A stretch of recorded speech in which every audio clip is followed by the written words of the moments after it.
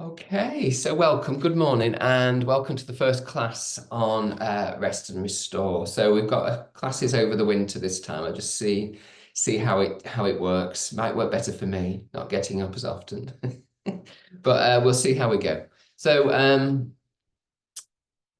the rest and restore sort of theme is kind of an obvious one for winter. That's kind of what we're seeing outside, what we see with the landscape, what we see with the natural world, that it goes through a cycle, and this is kind of the quiet time when things are just resting, quiet time, etc. So and that's common for us as well. We have less light, so we just haven't got the same time to be outdoors doing quite the same things. And we generally, particularly when the clocks change, which was a while ago now, we take a little bit of a time to adjust, and we tend to just generally feel more tired during November and December as that transition comes in.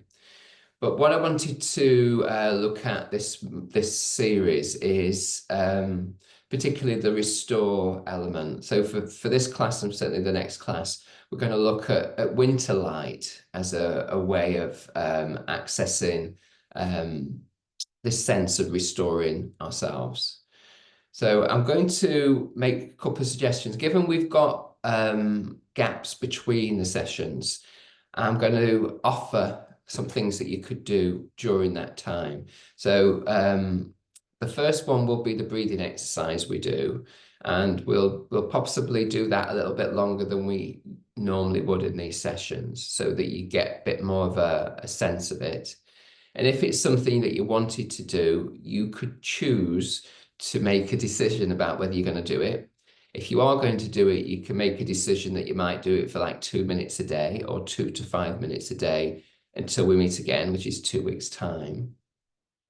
If you do decide to do it, I would say at the end of this session, or even quickly in your own mind now, that you decide you're going to do it.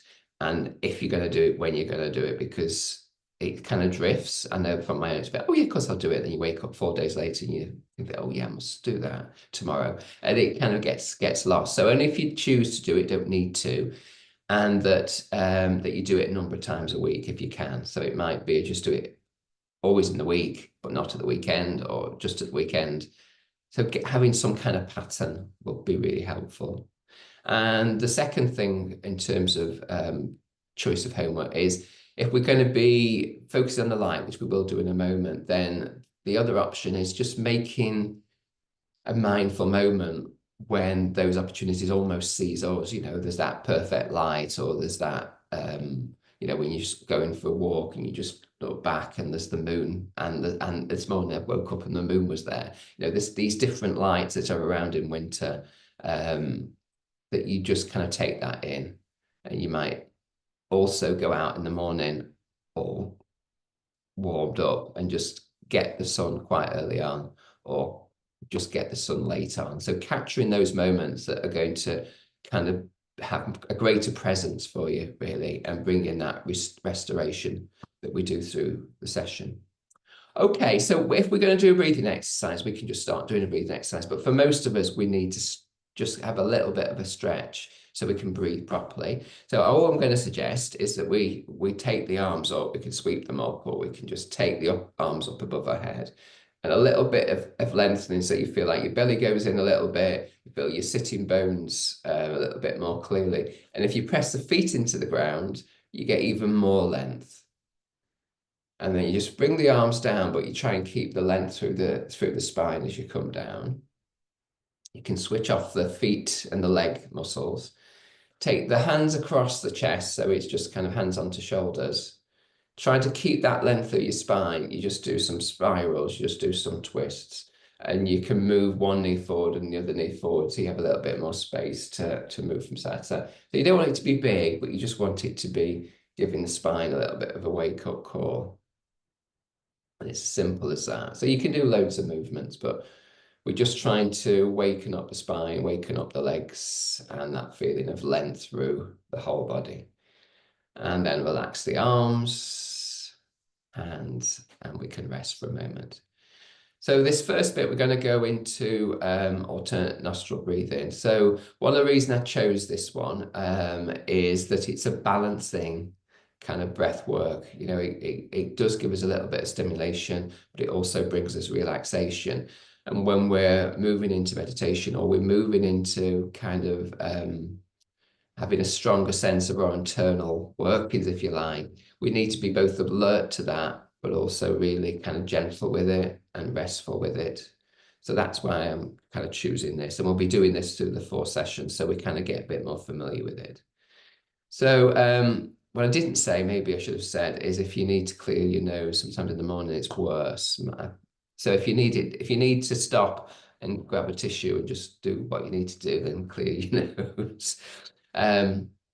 So the alternate nostril breathing starts in the left nostril, but you breathe in through the nostril, that left nostril. You're going to be closing that one down, breathing out through the right nostril. You breathe back in through the right nostril and out through the left. And that's one cycle. So we're just going to repeat that. So I might say that for a couple of rounds, but then I don't want to get in the way of your cycle, because if otherwise you're moving your fingers at the wrong time. It needs to be as sort of soft and control the breath rather than forcing anything out. It should naturally lengthen the breath just because we've got less space to breathe through the nostrils. The positioning for the hands, the traditional positioning for the hands is to get rid of the index finger and the middle finger and to use the thumb and the ring finger.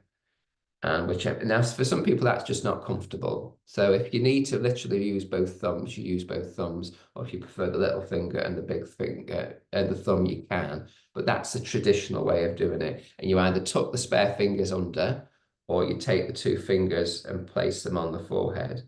So play around with it. So you don't necessarily do what you do today, but if you do it on your own, you might choose different ways for the hand movements.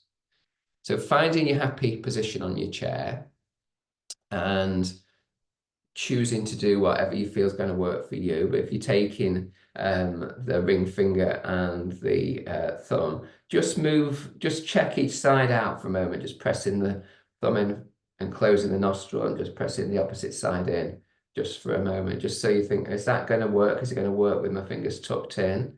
And then just try it with the fingers more towards the space between the eyebrows and see if that works. And it might be one creates more tension than another. And it may be you have to switch. So start with what you start with. And just for a moment, just follow the breath through a couple of cycles before we take the fingers back to that space. So just notice the breath. If you can close the mouth, the whole idea is this is just breathing through the nostrils if possible. Some people like to close their eyes, some people prefer to keep them open, so you choose. Okay, so when you're ready, raising the positioning for the fingers to be in place for the breathing. Do your best not to kind of lower the head. Try and keep the head in place so that it's just stacked on the top of the spine. Okay, so once you're ready, if you close down the right nostril so you can breathe in through the left nostril. When you're ready, you close the left nostril and breathe out through the right. When you finish that, you breathe in through the right nostril, same nostril. Close the right nostril and breathe out through the left. And then that's one cycle. So continuously, you're going to be breathing in through that left nostril. And then just take your own breathing pattern.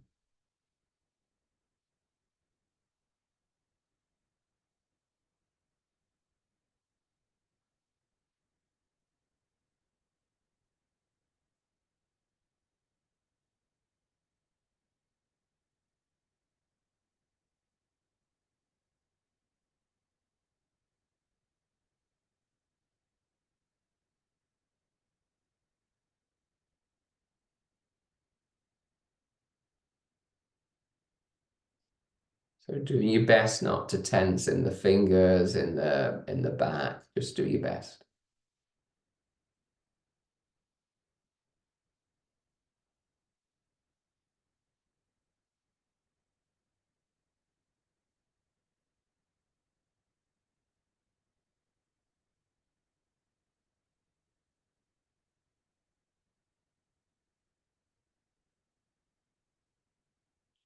And don't worry if it's not as smooth as you would like. It is as it is.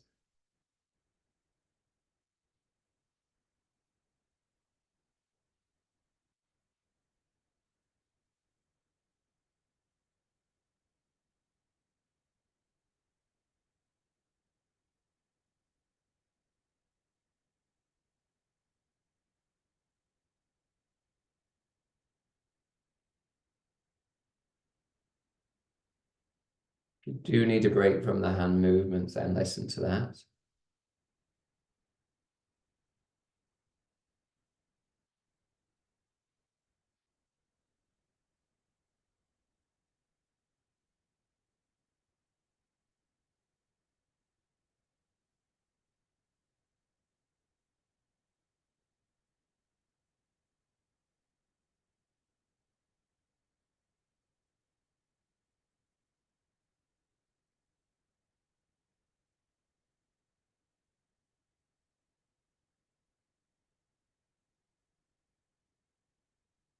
Can be a temptation to overbreathe, particularly on the inhale. So just take care not to kind of force the breath to lengthen beyond what it naturally wants to do.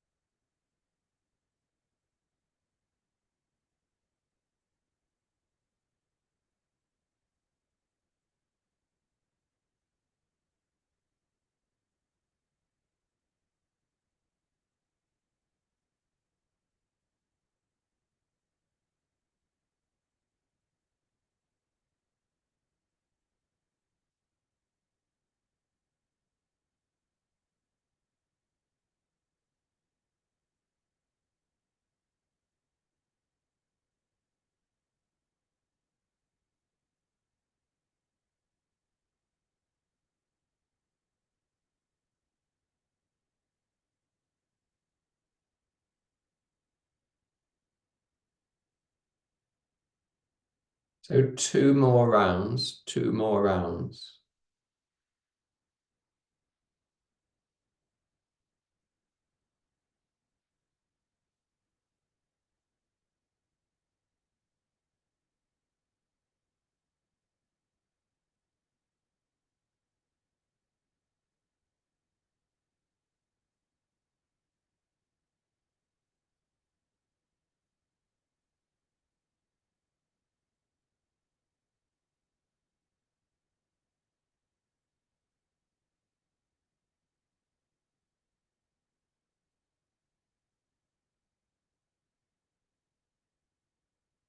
So hands down when you've done that next cycle.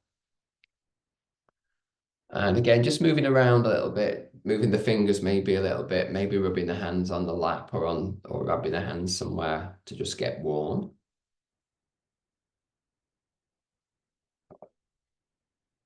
So there's a number of things going on with that. Obviously, if you've not done it much or you haven't done it before, there's quite a lot of concentration, and that's part of the that's part of the win, really. You're going to have to focus on quite a number of things there. So it takes you away from your mind. Which is a good thing. It focuses you on the process. And it also helps you potentially be a little bit more patient with yourself because the temptation is I'm not doing this right, or I'm not breathing very well, or I've got that wrong and I went and breathed in through the wrong nose, nostril, or whatever. So there's all sorts of things that are going on the outside that we can just keep an eye on without getting impatient with it. And also, I mean, although it can feel quite awkward with the fingers, again, that's part of the process. It's a coordination exercise. Can I actually manage that? But obviously, if it's discomfort or pain, you don't want that. That's not part of the deal. Sometimes I do that in bed, lying down. So either because I'm not getting to sleep too well, or I'll do it before I even get out of bed, particularly if it's cold. I think I'll just do it now, and then I can get on and do the rest of the day. So don't think there's anywhere that you can't do it. You can just do it in bed. So hopefully that also, after you've done it, you feel a bit different. And it might be you just feel a bit more awake, or you just feel a bit more aware of the nostrils. So when you do it, if possible, just take a moment to check in, how do I feel? How am I sitting? How am I standing? How does my body feel? Where's my mind?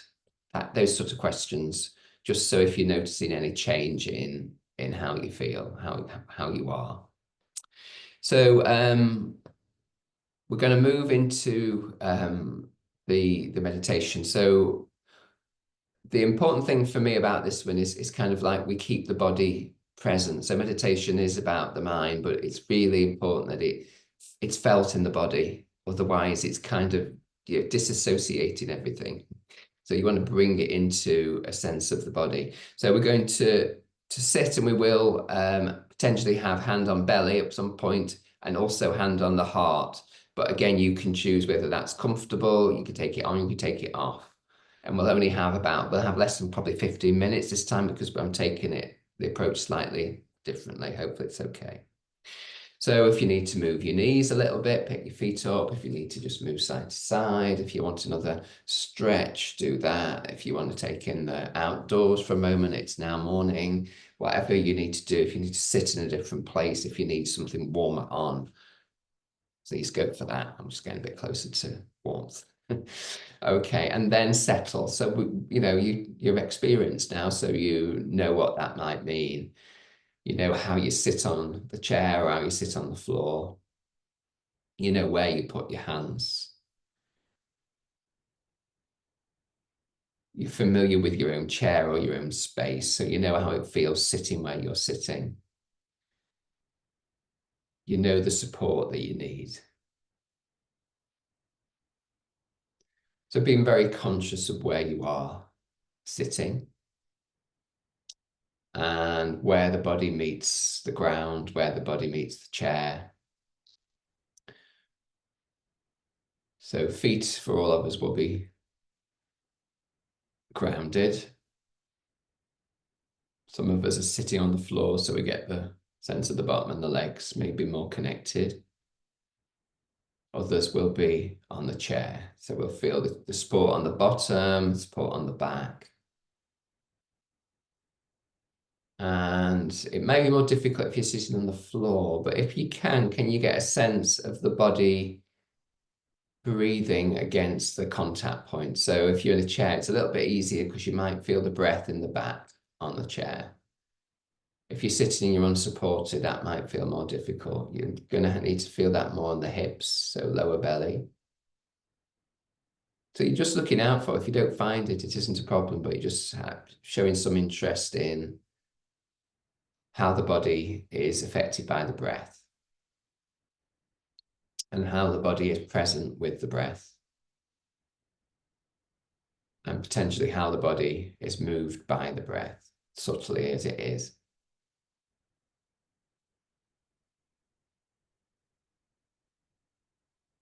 And then feeling the hands wherever they have contact with the body. Might be on the legs, might be near the belly. The hands might be separate, the hands might be in contact with each other. There might be a warmth from the body in the hands. There might be a warmth from the hands in the body.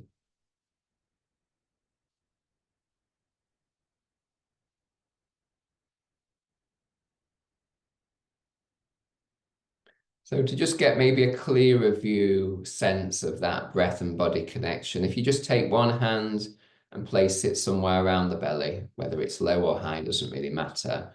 The idea is that you'll just feel a little bit of the motion of the breath through the belly, a little bit of expansion and contraction.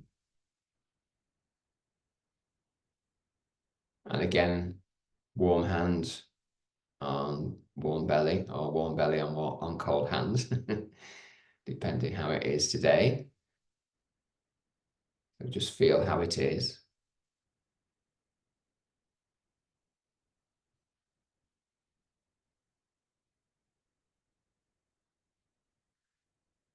Okay, so our focus in this class is around restoration. We've done a little bit of breathing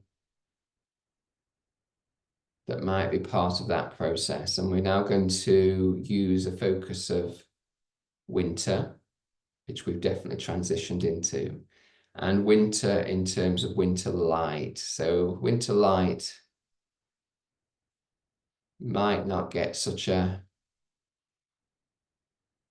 big mention in the winter as a way to support us and restore us. But it connects us back to life. It connects us with the presence of the land and the landscape and the outdoors.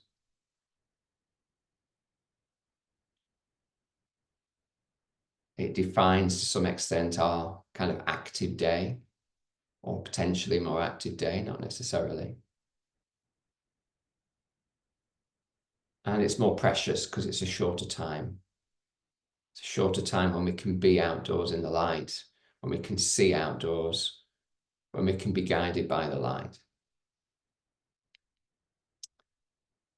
And that light would be different to the autumn or the spring or the summer light. So it's very generally soft. Sometimes we can look toward the sun in winter because it's partly covered by cloud, but still very, very present. We can catch it, or it can catch us behind trees, behind hills, just gently coming through in the morning or setting in the evening. Winter sun has a strong connection with water. So usually early morning, for sure, the land is still covered in water. The hedgerows, the grass, the trees still have water or ice on them, and the light will penetrate that and we'll have a glistening, sparkling kind of landscape that's another magical perspective to the winter light, which we see less at other times of year. And we spend time with the light being quite low, more conscious of the light being low, and more conscious of the sun moving maybe a little bit quicker than we'd notice in the summer. So there's a whole different relationship that we can have with the sun. And like any month, there's days where we won't see the sun, maybe day after day after day, when we won't see much of the sun, be hidden behind dense cloud. So its appearance is always going to be special, going to be particular as the winter changes. And we still have some leaves on the trees, some golden light, brown light coming particularly through the beech trees. But a lot of the trees now have lost their leaves. And we see the skeleton of the tree. And maybe the light on and through and behind the tree, creating the shadows. And the shadows are long in winter.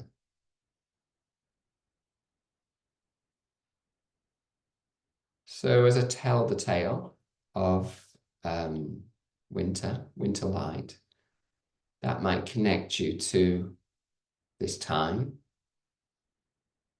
You can remind yourself that you've got your hand on your belly and you're alive to that presence. And you might feel or be aware that that's a kind of positive, uplifting, refreshing, renewing kind of experience to the body, to the mind. It might lift the heart as you think about your own images. So in the next few moments, if you wish to, you could take your hand to your heart space, your chest, but again, you don't have to but if you take your attention to that space. So you may have an image of sunlight in the winter. It might be something that you saw yesterday. It might be something you saw this morning. It might be something that comes from a memory. It may be something that's kind of drawn up, almost imagined from a number of kind of moments of special sunlight in winter. It might be a snowy landscape.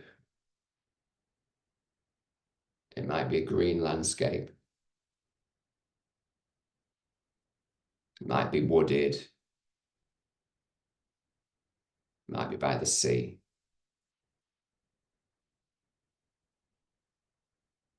It might be still. It might have movement of a breeze.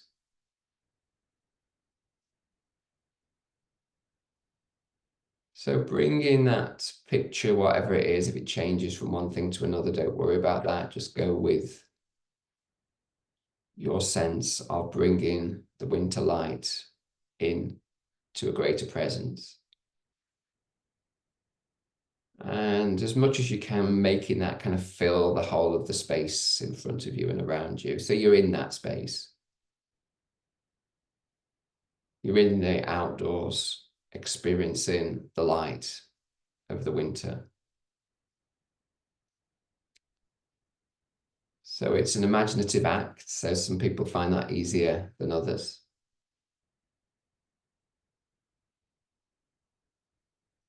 And notice if there is a slight heat from the sun, obviously there's less heat in winter, but you might feel that sensation on the face, on the hands. It might be able to look at directly, it might not be. It might be the impact of the sun that's your focus on the landscape,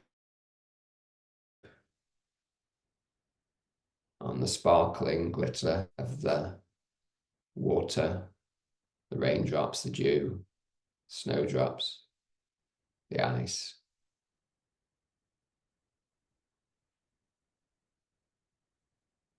And if I say feeling that in the body, if that makes any sense to you, kind of feeling that sensation, being in it, having that as an experience, it's imagination and it's real. It's felt in the heart space, maybe below the hand.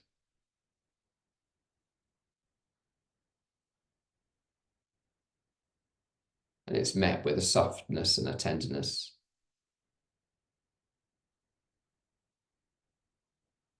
But it is a meeting, your presence and the presence of the light.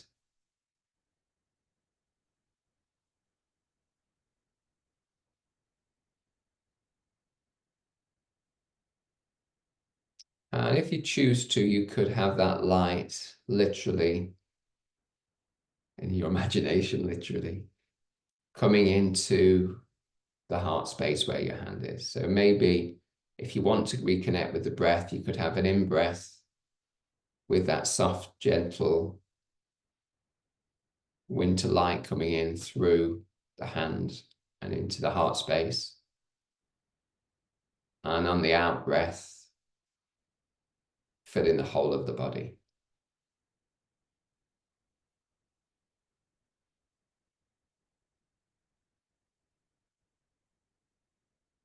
And you can maybe get a sense of how that can restore you in this moment.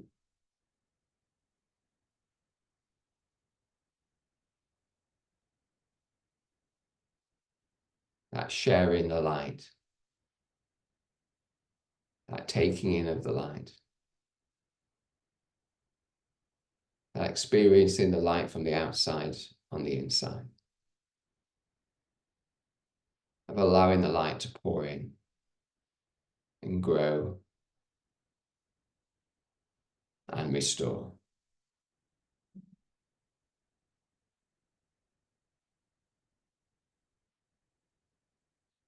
So some of you might need to move on now. I appreciate that. So if you need to come out of this, please do. If you've got another moment or two, just take in a little bit more with the hand on the heart space.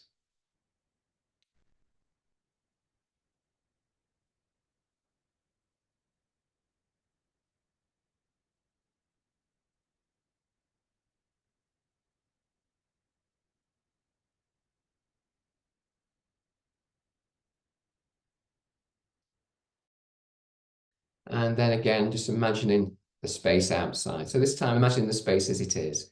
So maybe keeping the eyes closed, but imagining the light, because the light has now come through. The morning has begun. We forecast some sunshine today. So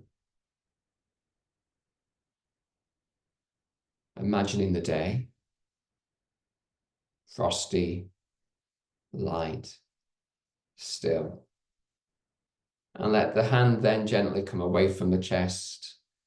Maybe gently rub the hands on the legs to awaken the body a little bit. Warm the hands, warm the legs. If you're ready to open the eyes, just flick open the eyes. You might see the day. You might be able to see the frost, the light, the sun, the blue, the movement. Okay. So thank you.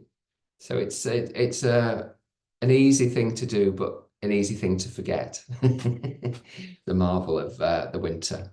So yeah, so if you want to do the breathing, just maybe just sit for a moment and make a decision. Yeah, and it's fine to say that's not something I want to do. And if you can find opportunities to really meet the sun, yeah, we don't get it all the time, but when we do, how would it feel to be more present, whether sitting with a drink, whether just looking out from outside, from inside outside. But if you can be present and outside, it's a stronger experience for most of us. So enjoy the moon, enjoy the sun, and enjoy the winter. So I'll see you in a couple of weeks, if not before. All right. Thanks for joining. All right. Take care. Bye-bye.